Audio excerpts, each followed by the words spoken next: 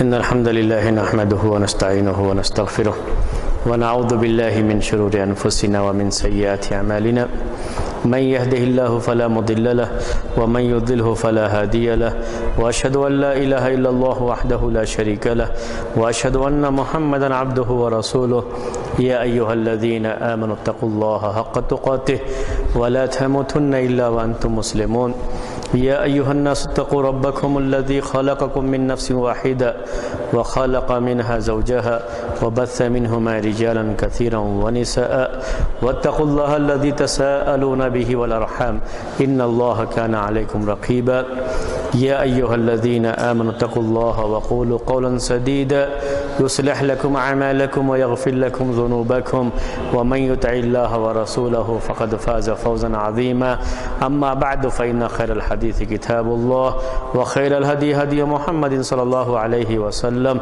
وشر الأمور محدثاتها وكل محدثة بدعة وكل بدعة ضلالة وكل ضلالة في النار. محترم بھائیو، پچھلے ہفتے علوم حدیث میں بات آپ کے سامنے یہاں تک پہنچی تھی کہ حدیث مقلوب کسے کہتے ہیں. کبھی ایسا ہوتا ہے کہ ایک حدیث کے جو الفاظ ہیں وہ الفاظ راوی سے بدل جاتے ہیں، اس کو وہم ہو جاتا ہے تو بدل جاتے ہیں. اور میں نے مثال آپ کے سامنے پیش کیا تھا اس کے لیے کہ جیسے ایک مشہور حدیث ہے حتی لا تعلم شمالہ ما انفقت یمینہ، کہ اس کے بائیں ہاتھ کو بھی نہ معلوم ہو جو اس کے دائیں ہاتھ نے خرچ کیا ہے. تو پہلے اس میں آیا ہوا ہے شمال کا لفظ اور بعد میں آیا ہے یمین کا لفظ. اب کوئی راوی جس کو حدیث یاد تھی لیکن اس کی زبان سے یہ نکل جائے بیان کرتے ہوئے کہ حتی لا تعلم یمینہ ما انفقت شمالہ، یعنی یمین جو بعد میں آیا ہے وہ پہلے آ گیا اور شمال جو پہلے آیا ہے وہ بعد میں آ گیا. تو اسے عربی زبان میں قلب کہا جاتا ہے اور محدثین اس حدیث کو مقلوب کہتے ہیں. یہ روایت صحیح نہیں مانی جاتی ہے، اس کے مقابلے کی جو روایت ہوتی ہے وہی صحیح ہوتی ہے. تو یہ حدیث صحیح بخاری اور صحیح مسلم میں اسی لفظ کے ساتھ ہے حتی لا تعلم شمالہ ما انفقت یمینہ. اس کے بعد مخلوق کے بعد ہم شروعات کیے تھے موضوع کی بھی پچھلے ہفتے. موضوع حدیث کسے کہتے ہیں اور اس کا سلسلہ جو شروع ہوا ہے اس کے بارے میں نے آپ سے کہا مستشرقین نے پوری کوشش یہ کی ہے کہ یہ ثابت کریں کہ یہ سلسلہ بہت جلدی شروع ہو گیا تھا. یہاں تک کہ وہ تو کوشش یہ کرتے ہیں کہ یہ ثابت کریں کہ بالکل اللہ کے رسول صلی اللہ علیہ وسلم کے زمانے میں ہی شروع ہو گیا تھا. حالانکہ ایسی کوئی بات نہیں ہے، ایسا کوئی معاملہ نہیں ہے. صحابہ کے دور میں بلکہ کہ ابتدائی دور میں، ممکن ہے آخری دور میں ان کے جب بہت کم صحابہ رہ گئے تھے تو کوئی اس طرح کی کوششیں کی گئی ہوں، لیکن شروع دور میں تو بالکل یہ کوشش نہیں کی گئی تھی. اس کی کئی وجہیں تھیں نہ کرنے کی. ایک تو یہ کہ صحابہ کرام نے شروع سے ہی یہ منہج اختیار کر لیا تھا کہ پہلے وہ دیکھتے تھے کہ بیان کرنے والا کون ہے. اگر بیان کرنے والا کوئی صحابی ہے تو آسانی سے قبول کرتے تھے، اگر صحابی نہیں ہے تو پھر یہ دیکھتے تھے کہ یہ آدمی کیسا ہے، اس کا چال چلن کیسا رہا ہے. جب تک اس کے بارے میں پورا اطمینان نہیں کر لیتے تھے تب تک اس سے حدیث لیتے ہی نہیں تھے، اس کی بات سنتے ہی نہیں تھے. اس لیے شروع میں یہ موقع لوگوں کو نہیں ملا. جیسے جیسے یہ سلسلہ آگے بڑھا ہے تو اللہ کے رسول صلی اللہ علیہ وسلم کی وفات کے 60-70 سال بعد اس طرح کی کوشش کی گئی، لیکن زیادہ یہ کوشش جو کی گئی ہے وہ 100 سال کے بعد ہی کی ہے کہ بعد میں لوگوں نے زیادہ کوششیں کی اور باقاعدہ یہ کام لوگوں نے شروع کر لیا. اس سلسلے میں کچھ باتیں ہیں، اہم باتیں. میں چاہتا ہوں کہ پہلے آپ کے سامنے وہ درس میں بات آ جائے موضوع حدیث کے تعلق سے. ایک سوال بعض لوگ یہ کرتے ہیں، کبھی کبھی یہ بات ہو سکتا ہے آپ کے ذہن میں بھی آ جائے کہ موضوع حدیث جس کے بارے میں ہمیں معلوم ہے کہ یہ من گھڑت ہے، یعنی یہ اللہ کے رسول صلی اللہ علیہ وسلم کا قول نہیں ہے، آپ کا عمل نہیں ہے، آپ کی تقریر نہیں ہے، اور یہ جھوٹے گڑھ کر کے کسی نے پیش کیا ہے، ہم یہ بات جانتے ہیں، تو پھر اسے حدیث کیوں کہتے ہیں؟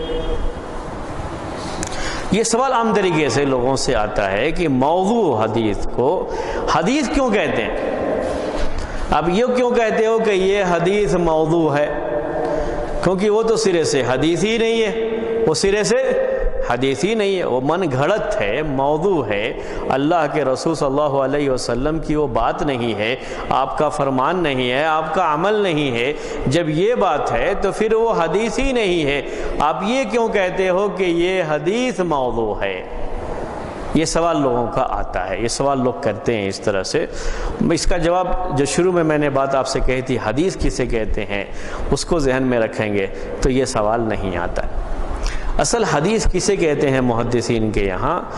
ہر وہ بات، ہر وہ کام، ہر وہ تقریر جس کی نسبت اللہ کے رسول صلی اللہ علیہ وسلم کی طرف کر دی جائے، وہ چاہے نسبت صحیح ہو غلط ہو، اس سے کوئی مطلب نہیں ہے۔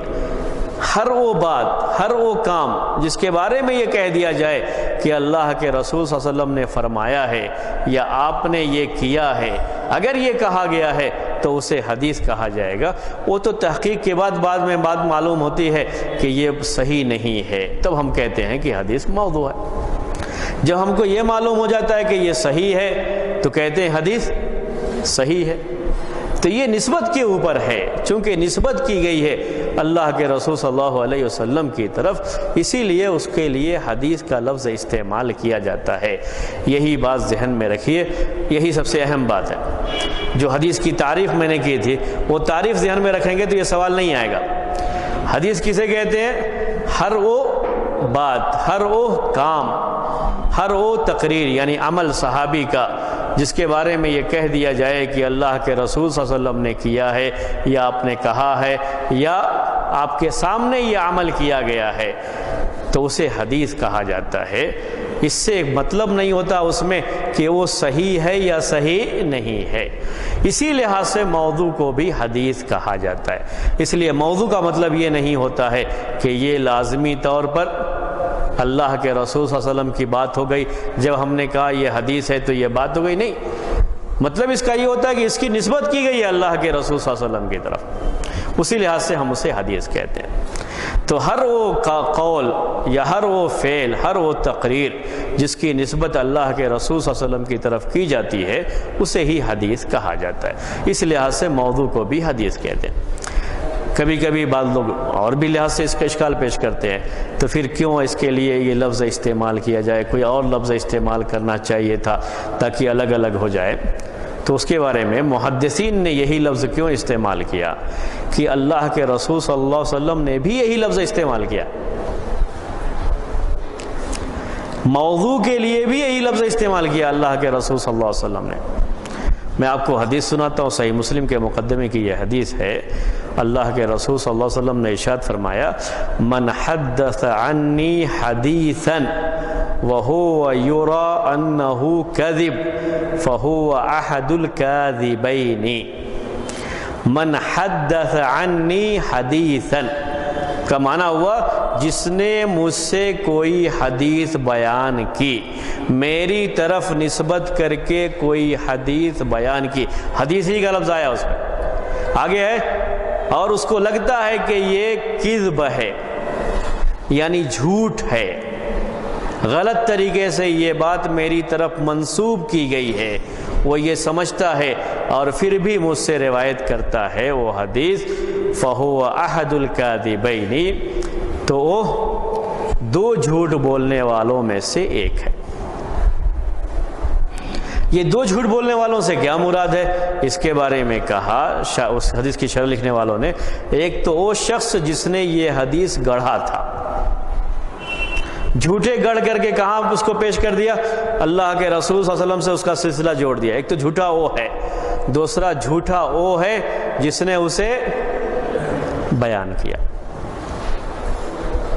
تو اس حدیث میں حالانکہ آپ یہ کہہ رہے ہیں کہ یہ جھوٹا ہے، غلط ہے، یعنی یہ حدیث من گڑت ہے، پھر بھی آپ نے لفظ کیا استعمال کیا ہے؟ حدیثی کا لفظ استعمال کیا ہے۔ تو من حدث عنی حدیثا، اس میں حدیثی کا لفظ آتا ہے، من حدث عنی حدیثا وهو يرى انه كذب فهو احد الكاذبین، جو بھی مجھ سے میری طرف نسبت کر کے کوئی بات روایت کرتا ہے حالانکہ وہ سمجھتا ہے یا سمجھ میں آ رہی ہے بات کہ یہ کذب ہے، یہ جھوٹ ہے، یہ غلط ہے، غلط نسبت کی گئی ہے، پھر بھی وہ میری طرف نسبت کر کے روایت کرتا ہے، تو وہ 2 جھوٹ بولنے والوں میں سے ایک ہے۔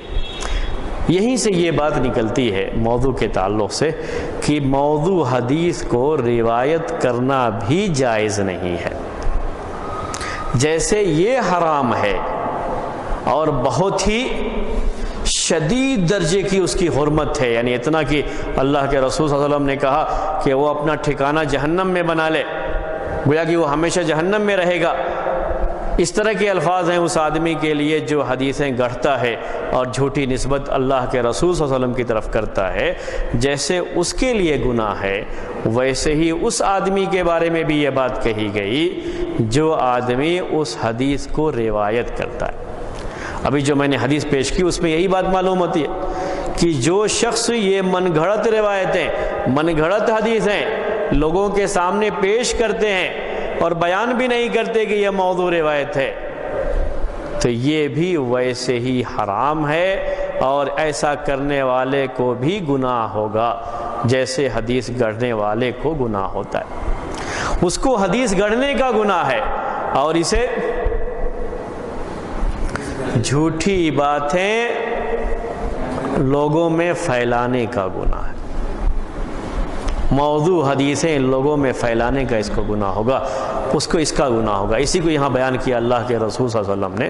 اس حدیث کی شرح کرتے ہوئے لکھتے ہیں بعض محدثین، امام ابن حبان رحمۃ اللہ علیہ اور بعض دوسرے محدثین، کہ آپ تھوڑی دیر کے لیے سوچو حدیث کے الفاظ کیا ہیں۔ حدیث میں کیا لفظ آ رہا ہے ہمیں؟ من حدث عنی حدیثا وہو یرا انہ کذب، کہ جو کوئی ایسی بات میری طرف نسبت کر کے بیان کرتا ہے جس کے بارے میں لگتا ہے کہ وہ جھوٹی ہے، کہا کہ جس کے بارے میں لگتا ہے کہ وہ جھوٹی ہے، اس کے بارے میں یہ بات کہہ رہے ہیں اللہ کے رسول صلی اللہ علیہ وسلم کہ وہ 2 جھوٹ بولنے والوں میں سے ایک ہے۔ تو جس حدیث کے بارے میں بالکل یقین ہے کہ یہ من گھڑت ہے، موضوع ہے، پھر بھی کوئی اسے روایت کرے تو اس کا گناہ کتنا زیادہ ہوگا، جبکہ اس کو مکمل علم نہیں، لیکن پھر بھی اسے لگتا ہے کہ یہ کوئی من گھڑت روایت ہی ہوگی۔ ایسی روایت کرنے سے بھی احتیاط کرنا چاہیے، جب تک یقین نہ ہو کہ بالکل صحیح روایت ہے اسے بیان نہیں کرنا چاہیے۔ تو ایسی روایت جس کے بارے میں بالکل یقین ہے کہ یہ من گھڑت ہے، وہ روایت کرنے والا بھی جانتا ہے، بیان کرنے والا بھی جانتا ہے کہ یہ من گھڑت ہے، پھر بھی اسے بیان کرتا ہے، تو آپ سوچ سکتے ہیں کہ اس کا گناہ کتنا زیادہ ہوگا۔ کیونکہ اللہ کے رسول صلی اللہ علیہ وسلم نے تو یہ بات کہی کہ وہ سمجھ میں آ رہی ہے بات کہ وہ جھوٹی ہے، پھر بھی وہ ایسے روایت کرتا ہے، تو وہ 2 جھوٹ بولنے والوں میں سے ایک ہے۔ تو پھر اس آدمی کے بارے میں کیا ہوگا جسے یقین ہے کہ یہ من گھڑت ہے، پھر بھی روایت کرتا ہے۔ تو کسی بھی موضوع حدیث کو بیان کرنا، روایت کرنا، یہ بھی جائز نہیں ہے، یہ بھی حرام ہے، بیان نہیں کریں گے اس کو۔ ہاں بس اتنا ہی، صرف یہ علم دینے کے لیے کہ لوگوں کو معلوم نہیں ہے کہ یہ بالکل موضوع روایت ہے، من گھڑت روایت ہے، لوگ جانتے نہیں ہیں، تو صرف ان کو بتانے کے لیے کہ یہ موضوع ہے اسے بیان کیا جائے گا۔ اور بتانے کے ساتھ یہ ضروری ہے، یعنی حدیث بیان کرنے کے ساتھ یہ بولنا ضروری ہے کہ یہ موضوع ہے۔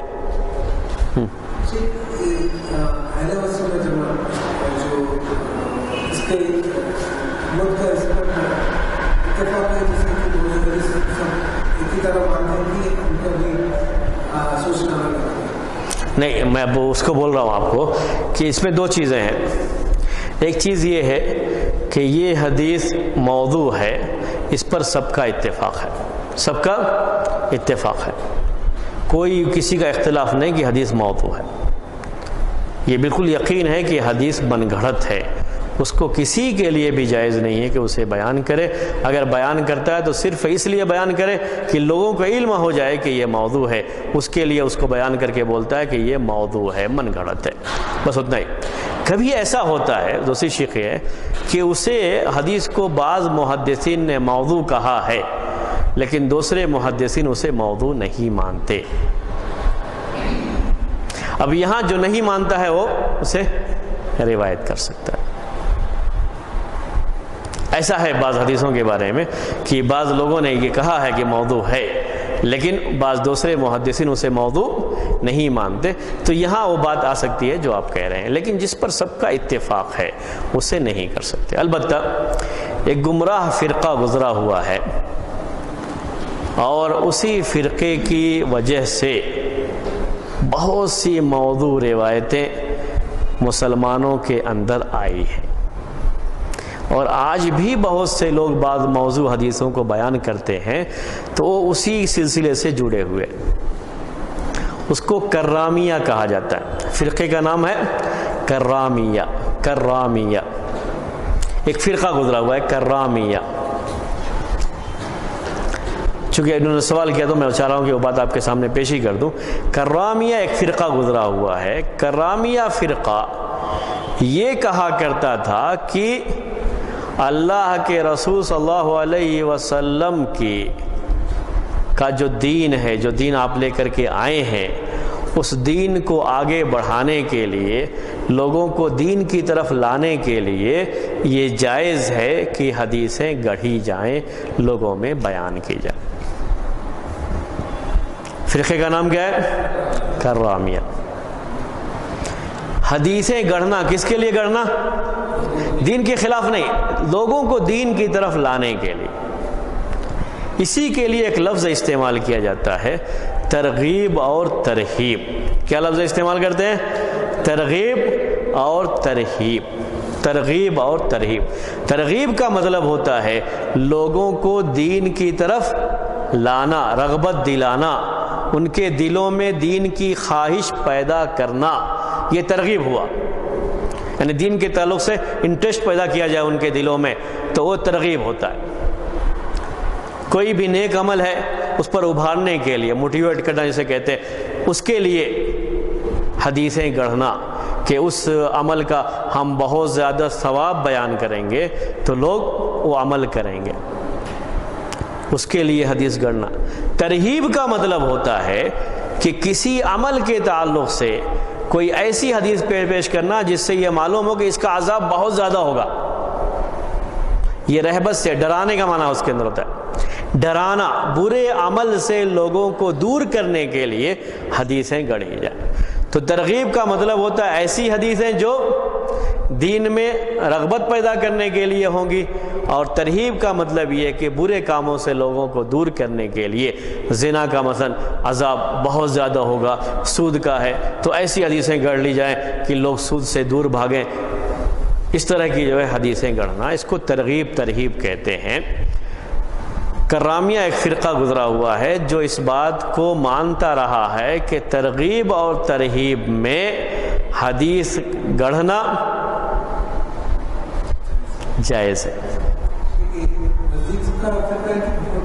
بہت پہلے ہی ہوا، بہت پہلے ہوا ہے۔ میں نے کہا کہ ابھی بھی بہت سے لوگ ہیں اس طرح سے کہ ضعیف موضوع روایتیں کہتے ہیں کہ پیش کر سکتے ہیں آپ ترغیب ترہیب کے اندر۔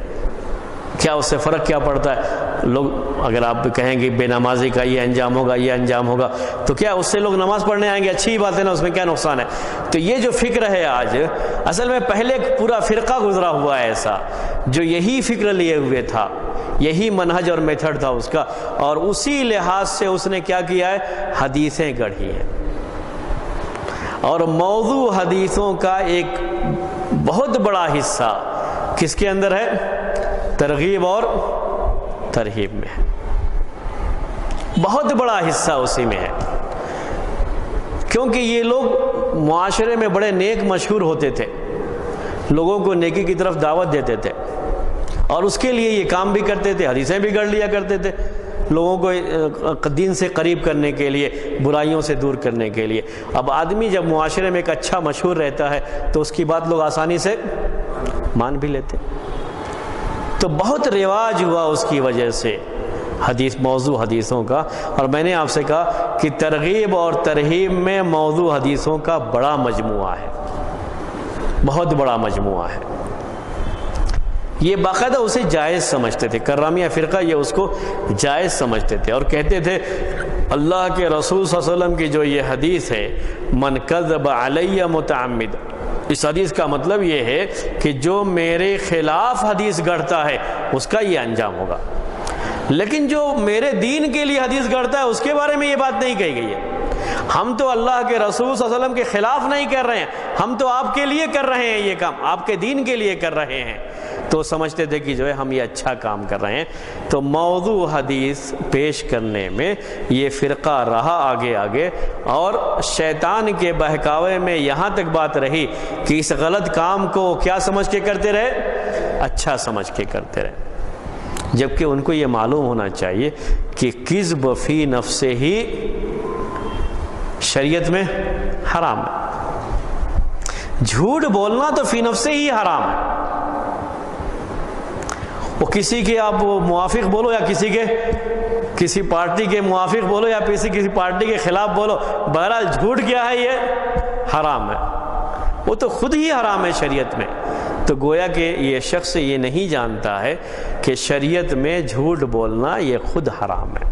دوسری بات یہ کہ اگر آپ اللہ کے رسول صلی اللہ علیہ وسلم کے دین کے لیے سمجھتے ہیں کہ ہم جھوٹ گڑھتے ہیں تو یہ بیوقوفی کی بات ہے، کیونکہ یہ بھی ایک بہت بڑا جھوٹ ہو جائے گا کہ آپ اس سے یہ ثابت کرنا چاہتے ہیں کہ اللہ کے رسول صلی اللہ علیہ وسلم یہ کام نہیں کر سکے جو ہم کر رہے ہیں۔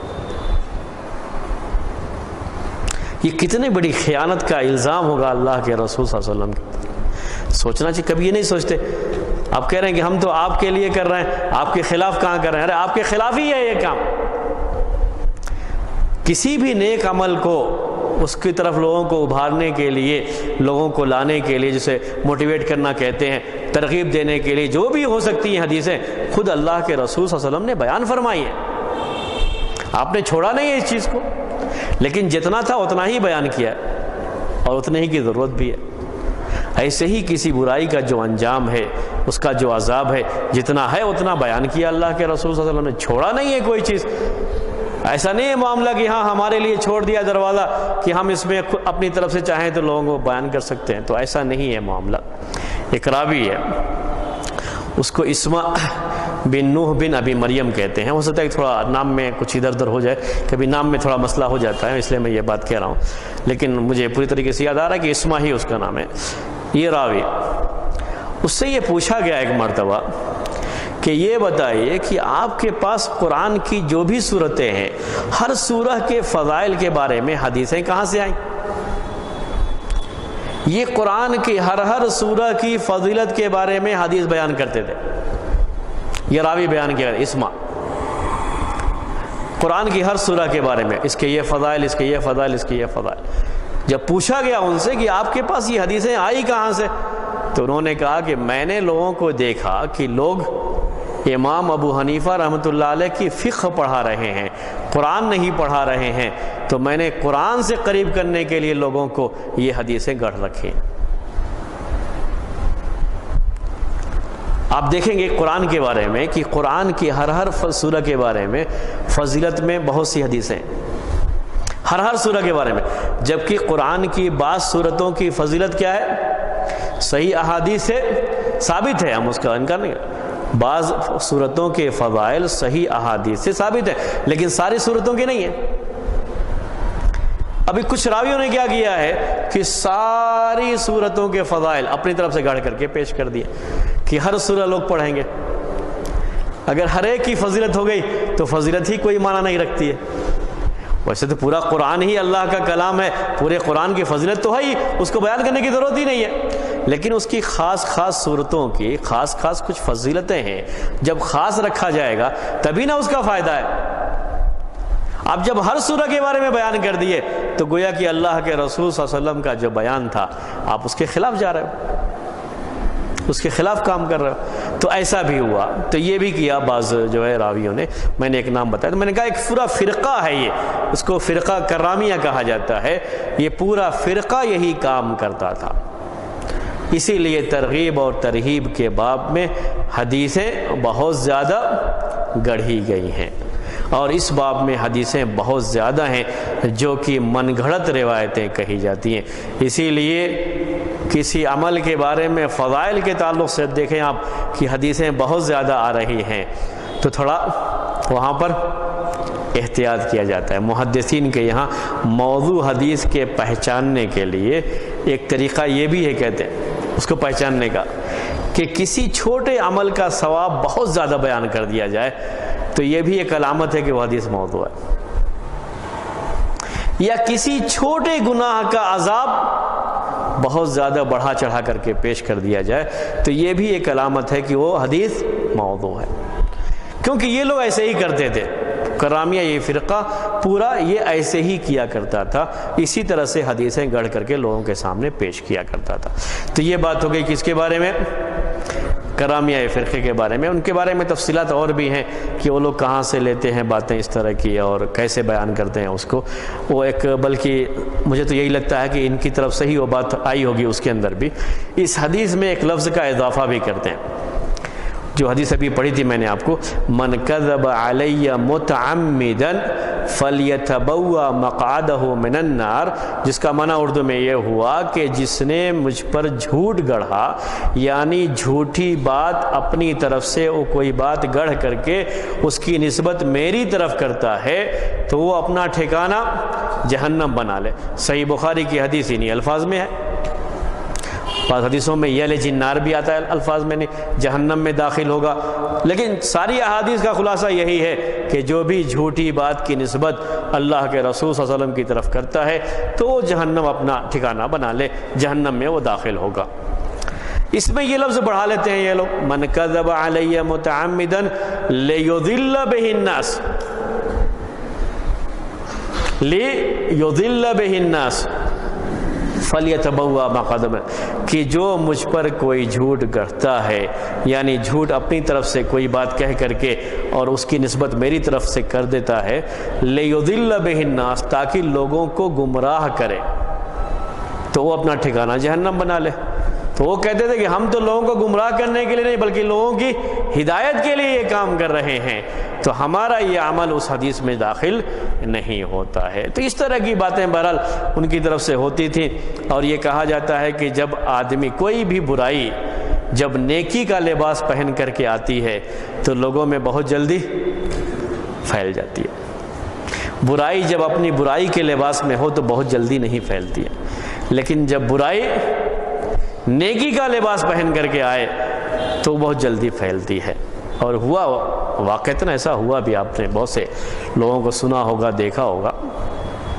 میں بھی ایک مرتبہ ایک دکان پہ بیٹھا ہوا تھا تو وہاں پہ شب برات کا، ہم وہ لفظ بھی استعمال نہیں کرتے لیکن سمجھنے کے لیے لفظ بول رہا ہوں آپ کو، شعبان کی 15ویں رات، جسے ہم کیا کہہ لیتے ہیں، لوگ کیا کہہ لیتے ہیں، شب برات کہہ لیتے ہیں۔ اس موقع پر ہی میں ایک یعنی بال کٹوانے کے لیے گیا ہوا تھا، تو اس میں ایک صاحب بال کٹوا رہے تھے۔ اب اس رات میں ان کو جاگنا ہے، عبادت کرنی ہے، کیا کیا کرنا ہے، اس کے لیے وہ بات کر رہے تھے تو میں سن رہا تھا۔ پوری زندگی ایسے ہی پورا سال گزار لیں گے، پورے سال کی نماز کس میں پڑھ لیتے ہیں، اس موقع پر پڑھ لیں گے۔ یہی باتیں جو ہے ان کی چل رہی تھیں کہ جتنی بھی قضا نمازیں ہیں سب جو ہے اس میں پڑھ، یعنی مجھے کیا کیا کرنا ہے، رات جاگنے کی رات ان کے یہاں مشہور ہے کہ جاگنے کی رات ہے، تو کیا کیا کرنا ہے اس کے لحاظ سے قضا نمازیں پڑھو، جو بھی نمازیں چھوٹ گئی ہیں سب پڑھو۔ جو اس چیز نے کیا کیا، لوگوں کو ہدایت کہاں دی اس سے، لوگ کیا ہوئے، لوگ سمجھے کہ چلو آج کی رات عبادت کر لیں گے تو پورے سال چھٹکارا مل جائے گا۔ تو کون سی بری بات ہے یہ، ایک رات جاگیں گے اور پورے سال بھر کی مصیبت نماز نہیں پڑھنی پڑے گی، اس سے چھٹکارا مل جائے گا۔ اس سے لوگ دور ہوئے، حقیقت یہی ہے کہ لوگ اس کی وجہ سے دور ہوئے دین سے، دین کے قریب نہیں آئے، اس کی وجہ سے ایسی چیزیں ہوئی لوگوں کی۔ قرآن کے فضائل کے بارے میں بتاؤں آپ کو، قرآن کے یہ فضائل، یعنی یہ جو مختلف جو ہے صورتیں کہ سورہ یاسین پڑھیں گے تو یہ ہوگا، یہ پڑھیں گے تو یہ ہوگا، قرآن کے فضائل کے بارے میں جو حدیثیں گڑھی گئیں اس سے لوگ قرآن کے قریب تو نہیں ہوئے، لیکن کیا ہوا، لوگ قرآن کے اس طرح سے پڑھنے کو ہی سب کچھ سمجھ لیے۔ قرآن سمجھنا، قرآن کے بارے میں اور جو ہے محنت کرنا، جو اور چیزیں تھیں وہ سب لوگوں نے نظر انداز کر دیا بالکل قرآن کے تعلق سے۔ صرف انہی صورتوں کے پیچھے پڑ گئے جن کے بارے میں یہ فضائل بیان کیے گئے۔ تو یہ ساری چیزیں بہرحال ہوئی ہیں، دین سے دوری کا سبب بنی، یہ دین سے لوگوں کو قریب کرنے کا سبب نہیں بنی ہے، یا غلط طریقے سے دین سے قریب کرنے کا، صحیح طریقے سے نہیں، یہ چیزیں جو ہے سبب بنی ہیں۔ تو بات آپ کے سامنے چل رہی تھی اصل کرامیہ کی، میں چاہ رہا ہوں وہ بات آپ کو مکمل کر دوں۔ یہ موضوع حدیث کے تعلق سے بات ان کی آ گئی تھی بیچ میں، یہ لوگ ایسا کرتے تھے، یہ ایک سبب تھا، یعنی لوگوں کو دین سے قریب کرنے کا، اس کو کہا جاتا ہے التقرب الی اللہ، اللہ کے قریب کرنے کا، اللہ سے قریب کرنے کا مقصد لے کر کے حدیثیں گڑھی گئی، حالانکہ اس میں قریب ہوئے نہیں لوگ، اور دور ہوئے۔ اسی طریقے سے حدیثیں گڑھنے کا ایک سبب یہ بھی رہا ہے کہ کبھی کبھی کسی آدمی کو اپنی کوئی تجارت آگے بڑھانے ہوتی تھی، اس کو عربی میں محدثین کے جو الفاظ ہوتے ہیں اس میں کہا جاتا ہے التکسب والارتزاق۔ تکسب کا مطلب کمانا، ارتزاق کا مطلب ہوتا ہے رزق حاصل کرنا۔ تو کبھی یہ بھی سبب بنا کہ بعض لوگ کچھ دنیا کمانے کے لیے، کچھ پیسے حاصل کرنے کے لیے، اپنی تجارت کو آگے بڑھانے کے لیے حدیثیں گڑھنا شروع کیا۔ کسی کے پاس بہت زیادہ بیگن ہے، کوئی خرید نہیں رہا ہے، تو اس نے کیا کیا؟ بیگن کے فوائد پر حدیثیں گڑھ لی، لوگوں کے سامنے بیان کرنا شروع کر دیا۔ موجود ہیں ایسی، جب آپ موضوع حدیث کی کتابیں پڑھیں گے آپ تو اس میں آپ کو ایسی کتاب حدیثیں ملیں گی۔ کدو کے بارے میں، ہاں کدو کے بارے میں حدیث گڑھ لی۔ حدیث کے الفاظ کیا ہے؟ من اکل الدب دخل الجنہ، جو کدو کھائے گا جنت میں جائے گا۔ حالانکہ کدو کیا ہے، اللہ کے رسول صلی اللہ علیہ وسلم کو پسند ہے، اس میں یہ حدیثیں ہیں، اس طرح کی صحیح حدیثیں کہ پسند تھا، لیکن یہ کہ کدو کھانے والا جنت میں جائے گا۔ اگر کوئی ویجیٹیرین سن لے تو سمجھے گا کہ جو ہے سب سے زیادہ تو یہی بات ہے جو ہے اس میں۔ تو اس طرح سے حدیث ہے من اکل الدب دخل الجنہ، جس نے کدو کھایا وہ کہاں جائے گا؟ جنت میں جائے گا۔ کدو بیچنے کے لیے اس طرح سے روایت۔ اسی طریقے سے بعض سبزیوں کے بارے میں، اس کی برائی میں، جو یہ کھائے گا اس کو یہ گناہ، اس کو یہ بیماری ہو جائے گی، یہ کھائے گا تو ایسا ہو جائے گا، اس کی برائی میں بھی حدیثیں کر لی، ایسا بھی ہوا۔ تو ایک سبب یہ بھی رہا، ایک سبب میں نے آپ سے کہا کہ کیا رہا، لوگوں کو دین سے قریب کرنے کے لیے حدیثیں گڑھی گئیں۔ ایک سبب یہ رہا کہ بعض لوگ اپنی تجارت آگے بڑھانے کے لیے دنیا داری میں حدیثیں گڑھی ہیں، پہچان لی جاتی تھی اور لوگ اس کو موضوع حدیثوں میں ہی لکھے ہوئے ہیں۔ اسی لیے ایک تیسرا سبب رہا اس میں، جو بہت بڑا سبب ہے حدیثیں گڑھنے میں، وہ ہے تعصب۔ کیا چیز؟ تعصب۔ تعصب کا مطلب کسی بھی چیز کے تعلق سے، چاہے وہ زبان ہو، چاہے رنگ ہو، چاہے نسل ہو، چاہے خاندان ہو، چاہے شہر ہو، چاہے ملک ہو، چاہے مذہب ہو، مسلک ہو، کسی بھی چیز کا تعصب انسان کے اندر آ جائے کہ وہ اس کو بہتر سمجھے اور دوسرے کو نیچا سمجھے، یہ بھی اس زمانے میں چیز رہی ہے۔ اب ایک آدمی عرب ممالک میں رہتا ہے تو تعصب کس کا ہے؟ عرب ملک میں رہنے کا۔ کوئی کوفہ میں رہتا ہے تو وہاں کے رہنے کا تعصب اس کو، کوئی یمن میں رہتا ہے تو یمن میں رہنے کے تعلق سے یمن کے فضائل میں حدیثیں گڑھنا شروع کیا۔ تعصب مختلف طرح کا رہا ہے، جگہ کے لحاظ سے بھی، زبان کے لحاظ سے بھی۔ بہت سی ایسی حدیثیں بھی ہیں جس میں صرف یہ بیان ہے کہ فارسی زبان کی بڑی برائی، مطلب فارسی زبان کی برائی میں حدیثیں گڑھی گئیں اور عربی زبان کے فضائل میں۔ تو اصل پرسین اور عربین، یہ دو لینگویج، عربک اور پرسین، یہ دو لینگویج اس زمانے کی، جو لوگ بھی مسلمان تھے اس وقت، ان کے درمیان یہی دو زبانیں چلتی تھیں۔ تو انہی دو زبانوں میں بڑا مقابلہ رہا، اور ہمیشہ جو عربک کا تعصب رکھتے تھے وہ کس کے فضائل میں حدیث گڑھتے تھے؟ عربک زبان کے لینگویج کے، اور جو اصل میں فارسی والے تھے انہوں نے کس کے فضائل میں؟ فارسی کے فضائل میں۔ ایسا بھی ہوا ہے، میں انشد حدیثیں مجھے جو ہے یاد بھی ہیں جو گڑھی گئی ہیں اس کے لیے حدیثیں، یعنی ایک یہ بھی ہے کہ جب اللہ تعالیٰ کو غصہ آتا ہے تو فارسی میں اپنی وحی نازل فرماتا ہے، جب خوش ہوتا ہے تو عربی میں وحی نازل فرماتا ہے۔ حالانکہ کسی بھی اس میں یہ آیا ہی نہیں ہے کہ کوئی کتاب آسمانی کتاب فارسی زبان میں آئی ہو، کہیں کچھ نہیں ہے، لیکن اس طرح سے موجود ہے۔ یہ بھی ہے احب الکلام الی اللہ العربیۃ وابغض الکلام الی اللہ الفارسیۃ، کہ اللہ تعالیٰ کو سب سے محبوب کلام عربی میں ہوتا ہے اور سب سے زیادہ ناپسند کلام فارسی میں ہوتا ہے۔ یہ من گھڑت روایتیں ہیں، موضوع روایتیں ہیں جو لوگوں نے گڑھی ہیں، زبانوں کے تعلق سے بھی ایسا کیا۔ ایسے ہی مسلک کا تعصب بھی بہت رہا ہے۔ مسلک کا تعصب، مسلک یعنی حنفی شافعی، یہ تھوڑا بعد میں آیا، لیکن آیا اور حدیثیں گڑھی گئی ہیں اس کے بارے میں۔ مسلک کے تعصب میں دو طرح کی حدیثیں گڑھی گئی ہیں۔ ایک تو وہ حدیثیں ہیں جو اپنے امام کے فضائل میں ہیں، اور دوسری وہ حدیثیں جو دوسرے کے امام کی برائی میں حدیثیں گڑھی گئی، دونوں کی گئی ہیں۔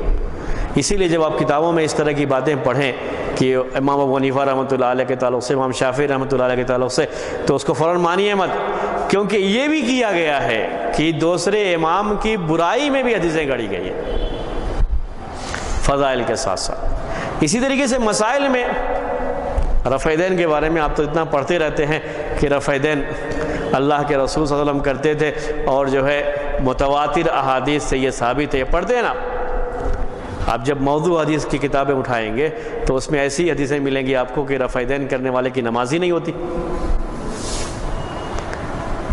حدیثیں گڑھی گئی ہیں ان الفاظ کے ساتھ۔ یہ سب کس کی وجہ سے ہے؟ تعصب کی وجہ سے۔ تعصب کی وجہ سے بھی حدیثیں بہت گڑھی گئی ہیں۔ تعصب کا بہت اثر رہا ہے حدیثیں گڑھنے میں، یہ ذہن میں ہمیں رکھنا چاہیے۔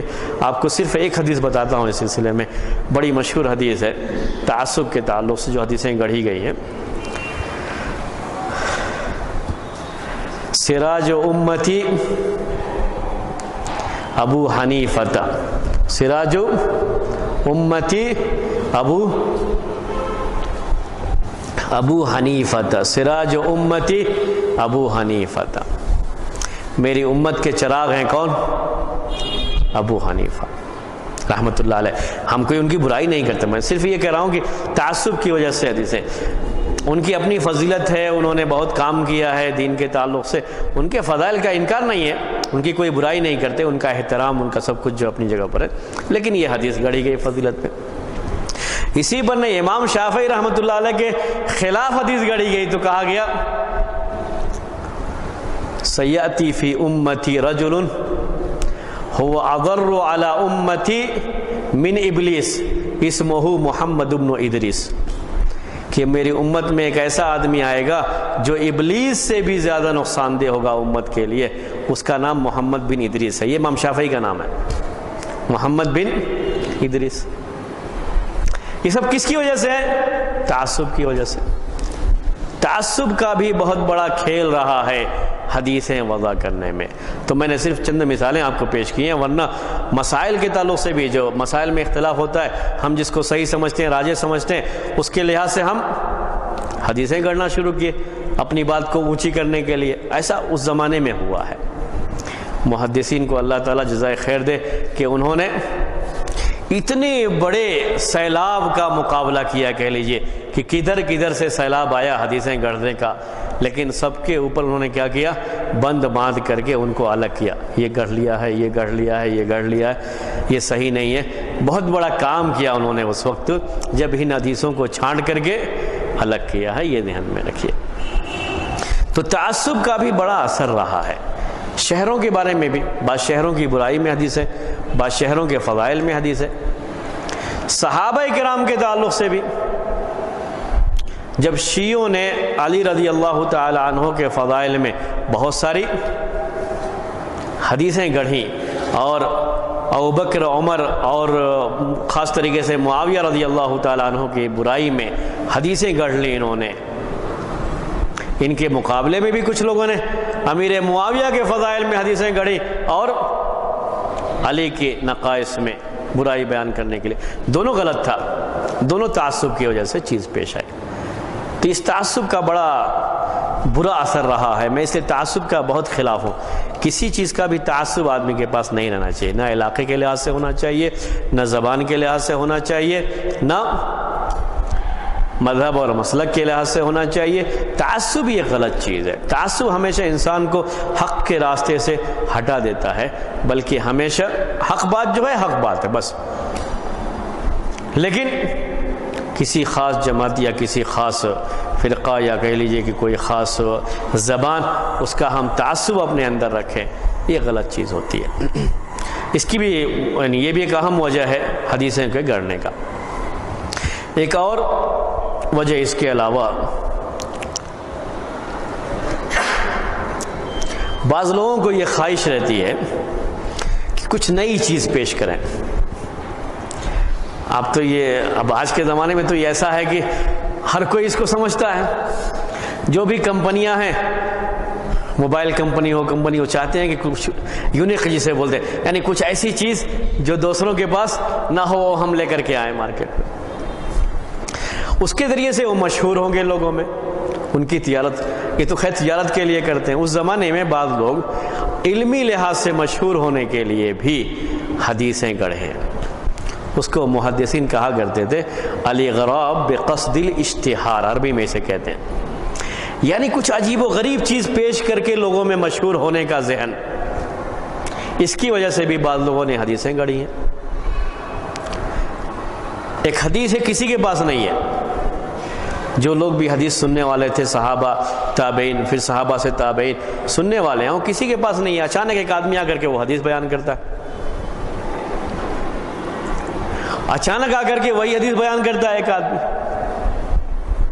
جیسے ہی وہ حدیث بیان کرتا ہے، محدثین کو اس کا بہرحال علم ہوتا ہے کہ اس کا مقصد صرف کیا ہے، لوگوں میں مشہور ہونا۔ اب سب لوگ اچھا یہ بات ہے، ایسا کہا ہے، اب تک ہم کو نہیں معلوم تھا۔ کبھی کبھی آپ سنتے ہوں گے اپنے ماحول میں بھی کہ کوئی عالم آتا ہے تو کوئی بات کہتا ہے، لوگ کیا کہتے ہیں، ارے کتنی اچھی بات کہی، اب تک ہم کو یہ بات نہیں معلوم تھی۔ ایسی کوئی چیز، حالانکہ دوسرے جو لوگ ہوں گے وہ بھی اس بات کو جانتے ہوں گے، لیکن اس کو پیش کرنے کا ان کا کوئی وہ نہیں تھا کہ لوگوں کے سامنے پیش کیا جائے۔ وہ خامخواہ لوگوں میں اس چیز کو مشہور کر کے اپنی شہرت حاصل کرنا، یہ کبھی کبھی مقصد بن جاتا ہے آدمی کا۔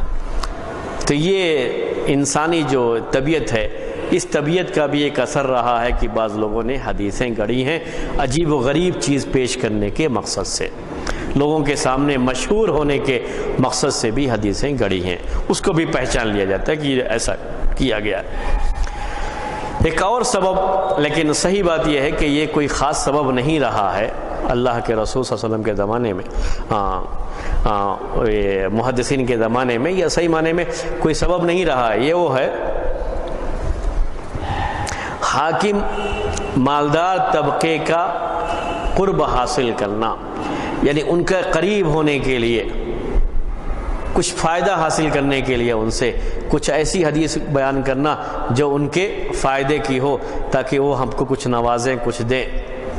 ویسے صحیح بات یہ ہے کہ اس کی مثالیں نہیں ملتی ہیں۔ پیش کیا جاتا ہے تو ایک ہی واقعہ پیش کیا جاتا ہے اس سلسلے میں، اور اس واقعے کی بھی سند صحیح نہیں ہے۔ وہ یوں پیش کیا جاتا ہے کہ غیاث بن ابراہیم، ایک راوی کا نام کیا ہے، غیاث بن ابراہیم، یہ بنی عباسیہ کے خلیفہ میں سے ایک خلیفہ کے پاس جاتا ہے تو دیکھتا ہے کہ وہ کبوتر سے کھیل رہا ہے۔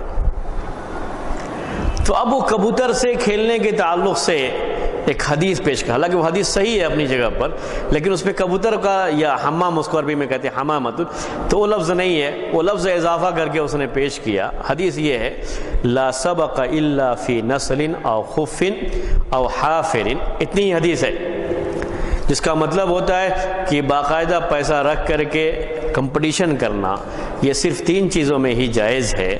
یہ 3 چیزیں، گھوڑے دوڑانے میں، اونٹ اور تیر۔ یہ حدیث صحیح ہے اپنی جگہ پر، اس میں اس نے اضافہ کر دیا اور جناحن، اس کو پھر موضوع ہی کہا جائے گا، اس کا اضافہ کرنا۔ جنا کا مطلب پر ہوتا ہے، یعنی اڑانے میں بھی، پرندوں کو اڑانے میں بھی، تو کبوتر کو اڑانے کا اس زمانے میں رواج رہا ہے، اس میں کمپٹیشن بھی ہوتا رہا ہے، تو اس نے اضافہ کر دیا۔ لیکن یہ قصہ خود بھی ضعیف ہے، تو صحیح بات یہ ہے کہ یہ ایسا رہا نہیں ہے، یعنی کبھی کبھی حکام کا یا جو حاکم طبقہ ہے، جو رائل فیملیز ہے کہہ لیجئے، ان کا قرب حاصل کرنے کے لیے، ان کے قریب جانے کے لیے حدیثیں گڑھی گئی ہوں، ایسا نہیں ہوا۔ کیوں نہیں ہوا؟ کہ اگر کوئی ایسا کرے گا تو فوراً پکڑ جائے گا کہ یہ گڑھا ہوا ہے، کیونکہ محدثین ان سے دور رہتے تھے۔ محدثین کا طریقہ ہی یہی تھا کہ یہ ہمیشہ بادشاہوں سے، امیروں سے دور رہے، کبھی ان کے دروازوں پہ نہیں جاتے تھے۔ یہ بعض دوسرے اہل علم کے بارے میں آپ کو ملے گا کہ وہ جاتے رہے یا ان سے تعلق رہا، وہ قاضی بنے، یہ ہوا وہ ہوا، لیکن محدثین کے بارے میں آپ کو یہ نہیں ملے گا۔ اس لیے اگر کوئی راوی اس طرح سے بیان کر دے تو فوراً پکڑ جائے گا کہ یہ گڑھا ہوا ہوگا، یہ جاتا ہے، یہ گڑھا ہوا ہوگا۔ تو اس کا کوئی زیادہ سبب نہیں رہا ہے، کیونکہ محدثین رائل فیملیز سے بہت دور رہتے تھے۔ امام بخاری رحمۃ اللہ علیہ کو بھی امیر نے بلایا اپنے بیٹے کو درس دینے کے لیے، تو امام بخاری نے انکار کر دیا، نہیں گئے۔ امام ابو داؤد کے بارے میں بھی یہ بات آتی ہے، امام ترمذی کے بارے میں یہ بات آتی ہے۔ تو یہ لوگ ہمیشہ اس طرح سے دور، یعنی اس طبقے سے یہ لوگ دور رہا کرتے تھے۔ یہی بات ہے محدثین کے بارے میں، اور صحیح بات یہی ہے۔ تو کبھی کوئی آدمی، یعنی محدثین تو حدیثیں نہیں کرتے تھے، کوئی دوسرا آدمی جو محدثین میں سے نہیں ہے، وہ جا کر کے حدیث گڑھنا چاہے تو پکڑ جائے گا کہ یہ حدیث گڑھی ہوئی ہے۔ تو کوشش یہ کرتے تھے کہ جیسے محدثین کا طریقہ، اسی طریقے میں جا کر کے حدیث گڑھ کر کے پیش کریں تاکہ لوگوں میں رائج ہو۔ یہ گڑھنے والوں کی پالیسی ہوتی تھی، یہ تو ان کی پالیسی یہاں پہ کامیاب نہیں ہو سکتی تھی، کیونکہ محدثین حاکم طبقے کے قریب نہیں جاتے تھے، ان سے دور رہتے تھے وہ لوگ۔ ایک بات جو بہت بڑا سبب ہے حدیثوں کے گڑھنے کا، وہ ہے قصہ۔ قصہ یعنی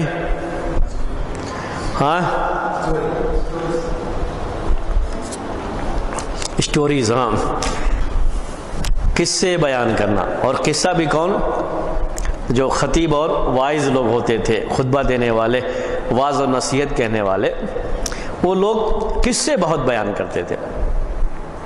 جب تک قصہ بیان نہیں کرتے تھے تب تک ان کے بیان میں جان نہیں پڑتی تھی۔ تو اب قصے کہاں سے لے کے آئیں، کتنے قصے لے کر کے آئیں گے؟ تو انہوں نے یہ شروع کیا کہ جھوٹے قصے بھی بیانانا شروع کیے۔ جھوٹے قصے لوگوں کے سامنے پیش کرنا، تو جھوٹے قصے یہ خود گڑھ لیا کرتے تھے اور پھر لا کر کے لوگوں کے سامنے پیش کرتے تھے۔ تو واعظ و نصیحت میں بھی ایسا ہوتا رہا ہے کہ لوگ جھوٹے قصے گڑھ کر کے لوگوں کے سامنے پیش کرتے رہے ہیں۔ تو جھوٹ گڑھنے میں قصوں کا بھی بہت بڑا رول رہا ہے۔ آپ کو تعجب ہوگا کہ موضوع حدیثوں کے تعلق سے سب سے بڑی کتاب امام ابن جوزی رحمۃ اللہ نے لکھی ہے۔ کون ہے یہ؟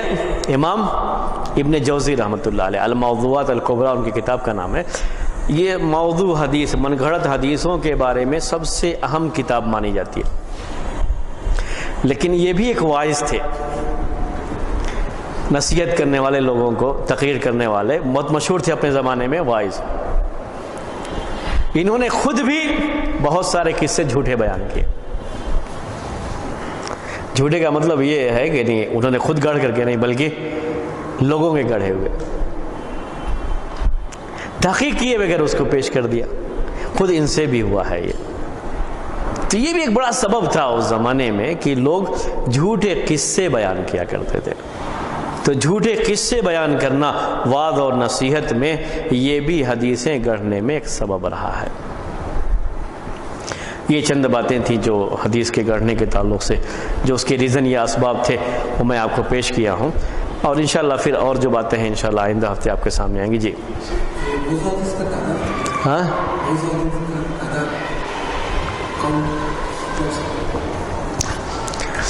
صحیح احادیث کی تعداد، ضعیف احادیث کی تعداد اور موضوع احادیث کی تعداد، تینوں میں سے کسی کی تعداد معلوم نہیں ہے، ہاں تینوں میں سے کسی کی، یعنی بالکل اتنی ہے، یعنی فگر جسے بولتے ہیں نا، اس میں وہ بالکل معلوم نہیں ہے۔ کیوں؟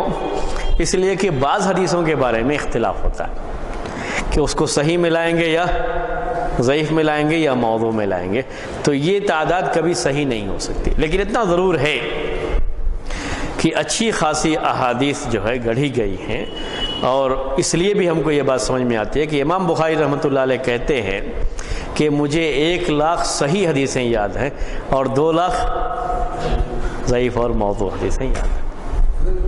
کوشش کیا ہے اس کا ہاں جو ہے تو کثیر تعداد ہے، یہ بات تو سمجھ میں آتی ہے۔ آپ کو اس سے بھی اندازہ ہوگا تھوڑا سا کہ شیخ البانی رحمۃ اللہ علیہ نے صحیح حدیثوں کا ایک سلسلہ شروع کیا، اس کو سلسلہ صحیحہ کہتے ہیں، ویسے ہی ضعیف حدیثوں کا سلسلہ شروع کیا، اس کو سلسلہ ضعیفہ کہتے ہیں۔ ضعیفہ کا سلسلہ صحیحہ سے بڑھا ہوا ہے، ان کا